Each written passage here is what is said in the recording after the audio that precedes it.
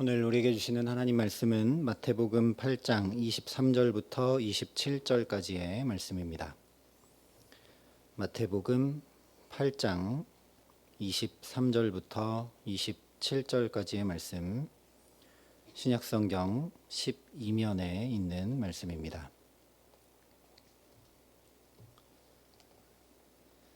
마태복음 8장 23절부터 27절까지 말씀을 제가 봉독해 드리겠습니다. 하나님의 말씀입니다. 배에 오르심에 제자들이 따랐더니 바다에 큰 놀이 일어나 배가 물결에 덮이게 되었으되 예수께서는 주무시는지라. 그 제자들이 나와 깨우며 이르되 주여 구원하소서, 우리가 죽겠나이다. 예수께서 이르시되 어찌하여 무서워하느냐, 믿음이 작은 자들아 하시고 곧 일어나사 바람과 바다를 꾸짖으시니 아주 잔잔하게 되거늘 그 사람들이 놀랍게 여겨 이르되 이가 어떠한 사람이기에 바람과 바다도 순종하는가 하더라. 아멘. 누차 말씀드린 대로 마태복음은 하나님 나라 복음을 그 주인공 예수 그리스도를 통해 전해주고 있습니다. 하나님의 나라는 하나님의 통치, 하나님의 다스리심이 이루어지는 것이죠. 죽어서 가는 그런 나라가 아니라 또 어떤 특정한 장소, 특정한 민족, 특정한 사람에게만 아니라 어디서든 누구든지 하나님의 통치, 하나님의 다스리심을 받고 있다면 거기에는 이미 하나님의 나라가 임했고 그 사람은 하나님의 통치 아래 있다라는 겁니다. 그런데 그렇게 하나님의 통치가 이루어지려면 우리에게 반드시 요구되는 것이 하나 있죠. 바로 그것은 순종입니다. 물론 맹목적인 순종이 아니라 생명을 주시되 풍성히 주시고자 하시는, 천지를 창조하시고 오늘도 나를 새롭게 창조하시는 그 말씀 앞에 온전히 순종하는 것입니다. 예를 들면 한 나라의 수장이, 왕이든 대통령이든 어떤 정책을 실행하려고 하는데 국민들이, 백성들이 순종하고 따르지 않는다면 그 통치는 전혀 이루어지지 않게 됩니다. 심지어 우리나라에 들어와 있는 외국인들이라 할지라도 통치를 받겠다고 순종할 때만 거기 대한민국이라는 나라의 통치가 임한다라는 거죠. 그래야만 대한민국의 복지도, 치안도, 자유도 모두 누리며 살게 됩니다. 오늘 말씀 역시 마찬가지입니다. 아무리 하나님, 예수님과 함께 있어도 그 말씀에 순종하지 않는다면 거기에는 의와 평강과 희락이 넘치는 하나님 나라가 임할 수 없다라는 것입니다. 이것이 마태복음 전체의 주제입니다. 예수 그리스도를 붙잡고 의지하고 그 주님을 따르고 순종할 때 나의 세계가 아니라 예수 그리스도의 세계, 곧 하나님 나라가 열려간다라는 것이죠. 내가 열심히 노력하고 애쓰고 힘써서 여는 세계는 그저 이 정도인데 예수님을 따라가기 시작하면 거기 기적도 일어나고 치유도 일어나고 귀신도 쫓겨가고 오늘 말씀에서 보듯이 풍랑도 잔잔하게 되는 하나님의 나라가 거기 임하고 열려간다라는 겁니다. 그런데 오늘 말씀 한가운데 있는, 그 상황 한가운데 있는 제자 중에 한 사람이 만약에 나였다면 어땠을까요? 여러분 같으면 두려워 떨지 않으실 수 있었겠습니까? 예수님 곁에 계신데 뭘 떠나, 뭘 두려워하나? 예수님 내 곁에 계시니 괜찮지, 담대한 믿음을 가질 수 있으셨겠습니까? 갈릴리 호수는 이 수면이 지면보다 낮고 주위의 산들은 높아서 바람이 한번 불면 물이 부글부글 끓는 것과 같은 현상이 일어난다고 합니다. 그래서 오늘 말씀에도 큰 놀이 일어나 배가 물결에 덮이게 되었다 전해주고 있습니다. 그랬기 때문에 죽을 것 같은 공포를 느꼈던 것이죠. 그래서 25절에 그 제자들이 나와 깨우며 가로되 주여 구원하소서 우리가 죽겠나이다. 예수님 앞에 토로합니다. 그런데 주무시다가 잠에서 깨신 예수님께서 이상한 말씀을 하시죠. 예수께서 이르시되 어찌하여 무서워하느냐 믿음이 작은 자들아. 오늘 말씀의 상황은 누구든지 두렵고 무섭지 않을 수 없는 상황입니다. 그냥 파도가 좀 높고 바람이 좀 불어서 배멀미를 하고 뭐 그런 정도가 아니죠. 말씀드린 대로 물이 부글부글 끓는 것 같아서 배가 뒤집히기 직전이고 뱃속으로 물이 막 들어오고 죽음과 직면한 상황입니다.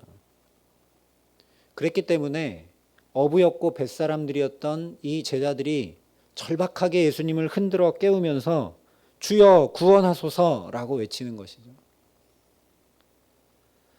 이 부르짖음은 8장 초반에 보았던 나병 환자의 부르짖음과 거의 같은 것입니다. 내가 힘쓰고 애써봤지만 도저히 안 됩니다. 주님 아니면 안 됩니다. 주님 우리를 구원해 주십시오. 우리가 뱃사람이고 바람도 잘 알고 이 갈릴리에서 물고기 많이 잡아봤는데 아무리 해도 안 되네요. 주님 얼른 일어나셔서 우리를 도와주세요. 구원해 주세요. 라고 절박하게 외치는 것이죠. 일단 두려운 것은 둘째 치더라도 어쨌거나 중요한 예수를 붙잡았습니다. 나병 환자처럼 절박한 심정으로 예수님을 붙잡았습니다. 우리를 구원해 달라고 주님을 붙들었습니다. 그래서 결론적으로는 어쨌든 구원을 입게 되죠. 풍랑이 잠잠해지고 구원을 얻게 됩니다. 그런데 그 과정을 볼 때 예수님께서 나병 환자가 구원해 달라고 절박하게 외칠 때는 그에게 손까지 대시며 낫게 해주셨는데 오늘 이 제자들에게 예수님은 오히려 책망하십니다.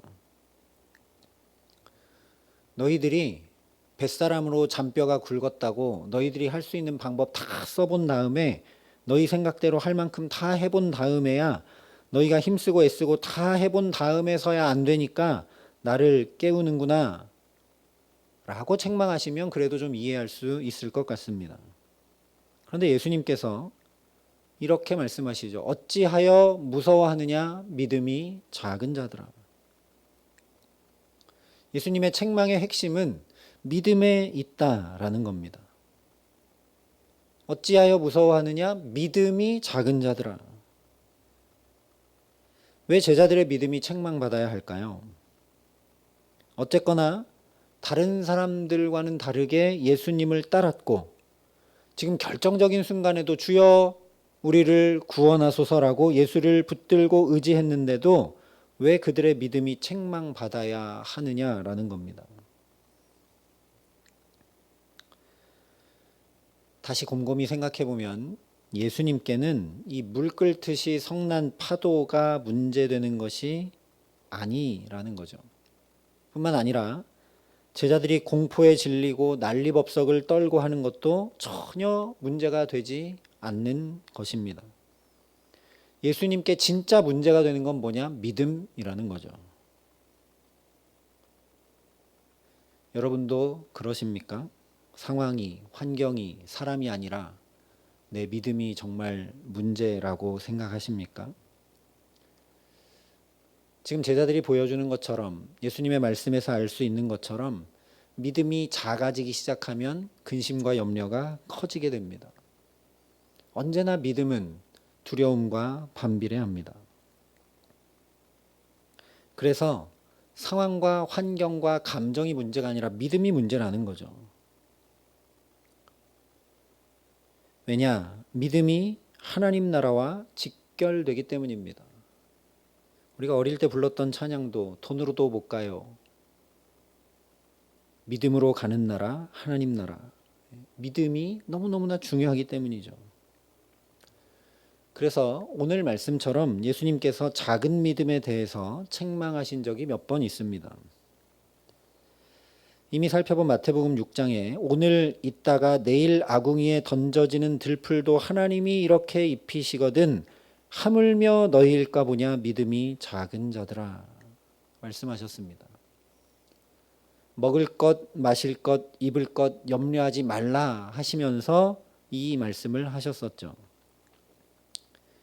그리고 뒤에 마태복음 14장에 가면 베드로가 주님을 보고 주님이시면 나로 물 위로 걸어가게 해주십시오 했을 때 오라 하셔서 물 위를 걷다가 바람을 보고 무서워 빠져갑니다.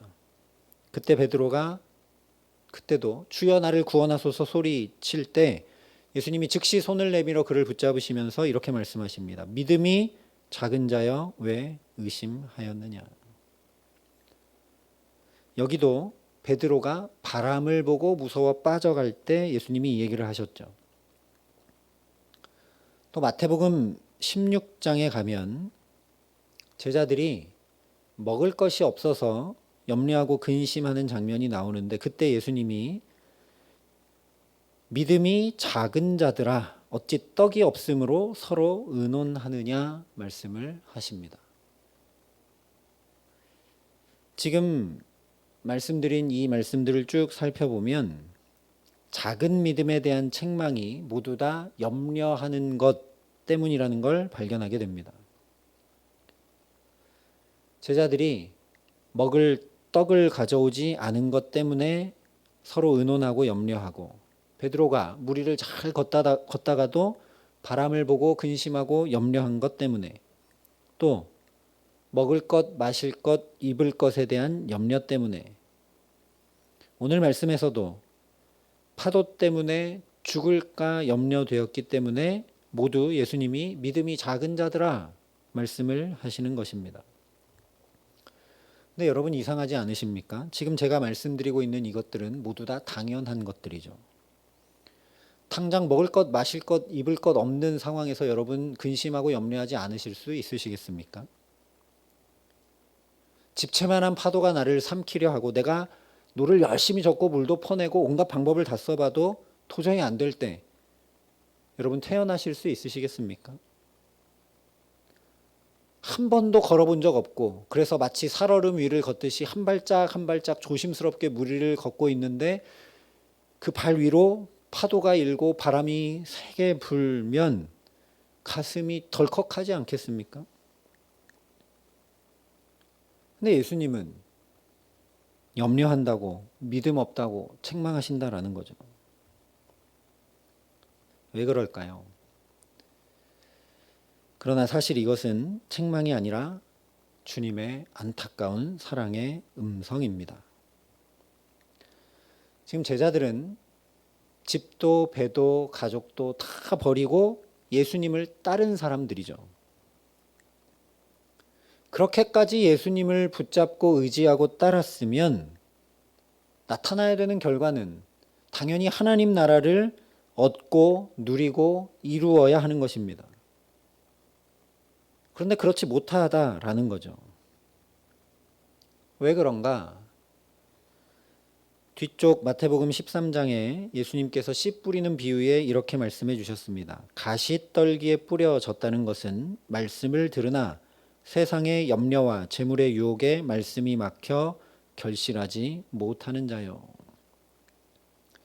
아무리 예수를 믿고 붙잡고 따랐다 할지라도 말씀으로 이렇게 믿음이 뿌리 내리고 좀 자라는 것 같다 할지라도 이 염려 때문에 결실을 못한다라는 겁니다. 믿기는 믿었는데 따르긴 따랐는데 그 믿음이 자라서 결실해야 되는데 결실하지 못한다라는 거죠. 제자들이 집도 배도 가족도 버리고 이렇게 예수님을 따랐는데 하나님 나라를 결실하지 못하는 것 때문에 예수님이 너무너무나 안타까운 마음으로 말씀을 하시는 것입니다. 어찌하여 무서워하느냐 믿음이 작은 자들아. 이것이 우리 모두의 현실이지 않습니까? 예수를 믿고 있지만 열심히 신앙생활하고 있지만 우리 중 그 어느 누구도 세상의 염려에서 자유롭지가 못합니다. 재물과 유혹에서 자유롭지 못합니다. 물론 우리가 연약한 인간이기 때문이라고 할 수 있지만 그렇다 하더라도 심각한 문제는 뭐냐? 그렇게 염려하면 결실할 수 없다는 거죠. 오늘 제자들도 분명히 예수님을 붙잡고 따랐지만 결실하지 못했습니다. 가장 가까이서 하나님 나라에 대한 말씀을 듣고 가장 가까이서 예수로 인해 하나님 나라가 어떻게 이루어지고 임하는지를 다 보았는데도 경험했는데도 정작 자신들은 그 하나님 나라를 알고 누리지 못했다라는 거죠. 하나님 나라가 정말 이 제자들에게 임했다라면 이런 반응을 할 수가 없습니다. 27절에 이렇게 말씀합니다. 그 사람들이 놀랍게 여겨 이르되 이가 어떠한 사람이기에 바람과 바다도 순종하는가 하더라. 자기들이 스스로 주여라고 절박하게 외치며 붙잡았던 예수인데 그 말씀만으로 이 풍랑을 잠잠케 해주셨는데 그것을 온통 자기들의 몸으로 다 경험했는데 어떻게 누구인지 알지 못한단 말입니까? 당연히 예수님이 메시아구나, 구세주시구나, 하나님의 아들이시구나, 하나님 나라의 주인공이시구나를 알아야 하는데 이가 대체 어떤 사람이기에 바람과 바다가 저렇게 순종하는가 하고 놀라고 그냥 끝나고 말 뿐이라는 거죠. 그러면 이 염려는 왜 오는가? 나병도 고치시고 말씀만으로 백부장의 종도 고치신 예수님이 바로 내 곁에 계신데 왜 염려되는가? 오늘 우리도 분명히 예수를 믿고 예배도 성실히 드리고 말씀도 보고 기도도 하고 봉사도 하고 열심히 신앙생활 하는데 왜 염려를 떨치지 못하는가? 그 결실로 하나님 나라를 왜 잘 누리지 못하고 살아가는가? 이유는 단 하나, 서두에 말씀드린 대로 순종하지 못해서라는 겁니다. 사실 오늘 제자들은 예수님의 명령을 받았습니다. 18절 말씀에 보면 예수님께서 건너편으로 가라고 명령하십니다. 그러면 어떻게 해야 되겠습니까? 부지런히 닻을 올리고 준비한 다음 예수님 준비가 다 됐습니다. 건너편으로 가시죠 하고 예수님을 모셔야 되겠죠. 그런데 23절에 이렇게 말씀합니다. 배에 오르심에 제자들이 따랐더니 건너편으로 가라 하는 명령을 받았는데 아무것도 안 했다는 겁니다. 예수님이 먼저 배에 오르십니다. 그제서야 제자들이 따라 올랐다는 겁니다. 제자들은 마치 소돔과 고모라를 피해 도망 나오던 롯의 아내처럼 뒤돌아보고 싶은 미련이 있었다라는 거죠. 왜냐? 수많은 사람들이 애워싸고 영광을 얻는 자리였으니까요. 지난 시간 말씀 살펴봤지만 많은 사람들이 예수님을 왕으로 삼기 위한 기적을 베풀고 치유해주는 저 예수님을 수많은 사람이 애워싸고 따라왔기 때문에 예수님이 제자들에게 아니 이 편 말고 건너편으로 가라 말씀하신 것입니다. 그런데 제자들은 하나님 나라를 꿈꾸기는 했지만 자기들이 생각하는 하나님 나라, 많은 사람들이 예수님을 지지하고 인정하고 따르고 그래서 정치적인 전복이 이루어지는 하나님 나라.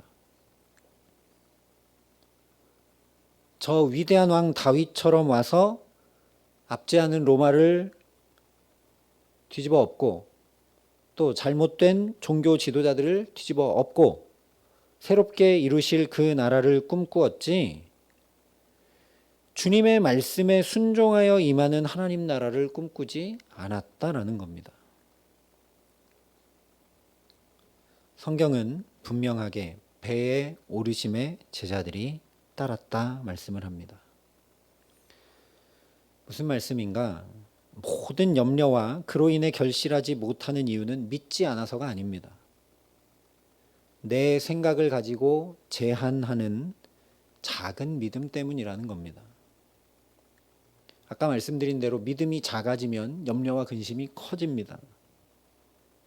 예수를 따르지 않아서가 아니라 여전히 내 방법, 내 생각, 내 계획, 내 뜻 가지고 따라가기 때문이라는 거죠. 심지어 말씀만으로도 백부장의 종을 낫게 했던 그 예수님이 바로 곁에 계신데도 그 예수님이 눈을 떠 활동하지 않고 그냥 누워 주무시면 아무 도움도 안 되고 능력도 나타나지 않는다는 그 제한된 생각 때문에 풍랑 앞에 염려하게 되고 예수님을 깨워 눈뜨게 한다는 거죠. 그러니 풍랑이 잠잠해졌는데도 저분이 대체 누구신가 놀랍게 여기는 것 이상 앞으로 나아가지 못했다라는 겁니다. 결실하지 못했다라는 거죠. 이렇게 말씀을 드리니까 그냥 계속 책망하는 것 같고 우리도 이렇게 믿음이 작은데 우리도 못하는데 이런 마음이 들기 쉬운데 그렇지 않습니다. 배에 오르심에 제자들이 따랐습니다. 예수님은 우리가 믿음이 작은 것 다 아십니다. 한편으로 보면 예수님께 군중이 막 몰려와서 예수님이 이루어야 할 하나님 나라가 아니라 군중들이 원하는 하나님 나라를 이루려 하기 때문에 건너편으로 가시려 하는 것이지만 또 다른 한편으로 보면 이 믿음이 작아 결실하지 못하는 제자들을 안타까이 여기셔서 예수님이 먼저 배에 오르십니다. 먼저 건너편으로 가시려 하시는 것이죠. 그리고 제자들이 따라갑니다. 우리 주님이 이런 주님이라는 것을 보라는 말씀이 오늘 말씀입니다. 어찌하여 무서워하느냐 믿음이 작은 자들아 하시는 것은 전혀 그러니 책망이 아닙니다. 예수님이 먼저 배에 오르시고 제자들이 따라갈 때 주님이 하신 말씀입니다. 오늘도 제발 하나님 나라를 다 받아 누리고 살기 원하셔서 안타까운 사랑의 음성으로 말씀만 하시는 것이 아니라 주님이 먼저 어떻게 해야 되는지 본을 보이시고 그들이 따라오게 하셨다라는 거죠. 우리 신앙이 한 번에 굳건한 믿음의 자리로 나아가지 못합니다. 복음서에 지금 제자들이 보여주는 모습처럼 예수님을 믿고 따르다가도 염려 때문에 또 근심하게 되고 주저앉게 되고 그런데 또 주님이 은혜를 베풀어 주셔서 믿음으로 조금 더 나가게 되고 그러다가도 또 낙심하고 절망하고 주저앉고 그럴 때 또 주님이 어떻게 해야 되는지 먼저 본을 보여주시고 그 걸음을 앞서가시면서 따라오라 부르시고 그러는 가운데 또 은혜를 베푸셔서 놀랍게 여기는 일들도 경험하게 하시는 것들을 계속 쌓아주셔서 종국에는 제자들이 믿음의 사람이 되는 자리까지 나아가는 것이죠. 그러니 오늘 말씀은 우리로 죄책감을 가지게 하거나 우리가 못하고 있다고 책망하는 그런 말씀이 아닙니다. 그런 우리를 주님이 아신다는 말씀이고 우리를 아시기에 주님이 먼저 본을 보이시고 앞서가셨다라고 우리에게 일깨워주는 말씀이 오늘 말씀입니다. 그래서 나를 따라오라 주님이 부르셨던 것이죠. 그냥 말씀만 하신 것이 아니라 나를 따라오라 주님이 부르셨던 것입니다. 그래서 성경에 이 예수를 깊이 생각하라 한 것입니다. 저와 여러분이 연약한 것 다 아시고 하늘까지 올라가는 믿음에 있는 것 같다가도 조그만 사건 하나, 조그만 문제 하나 생기면 금세 근심하고 염려하고 내려가게 되는 것을 주님 아시고 오늘도 저와 여러분을 여기에 부르셔서 어찌하여 무서워하느냐 믿음이 작은 자들아 위로하고 다시 붙들어 세워주시는 줄 믿습니다. 어찌하여 무서워하느냐 믿음이 작은 자들아 내가 너희 곁에 있고 너희가 갈 길을 내가 먼저 가며 알려주고 있으니 근심하지 말고 염려하지 말고 무서워하지 말라. 주님이 우리에게 위로와 힘을 더해 주시는 줄 믿습니다. 그러니 이 사랑의 주님 앞에 나의 계획, 나의 계산, 나의 생각, 나의 뜻, 나의 의지를 더 내려놓고 앞서가신 주님 한 걸음이라도 따라갈 수 있도록 은혜를 구하는 저와 여러분 될 수 있기를 간절히 소망합니다. 그래서 한 걸음씩 한 걸음씩 할 수 있는 만큼, 주님이 은혜 주시는 만큼, 주님이 보이는 만큼, 또 주님이 위로하시고 붙들어 주시는 만큼 힘을 내어 순종함으로 나아갈 때, 오늘 제자들이 다 알지는 못했지만 그저 놀라고 끝났는지 모르지만 또 여전히 주께서 온전한 하나님 나라를 이루어 주셨듯 우리의 조그마한 순종 속에 의와 평강과 희락이 넘치는 하나님 나라를 이루어 주시고 알게 하시고 누리게 하심으로 또다시 주와 동행케 하시는 귀한 은총 가운데 살아가게 하시기를 우리 구주 예수 그리스도의 이름으로 간절히 축원합니다. 우리 시간 말씀을 가지고 함께 기도하겠습니다.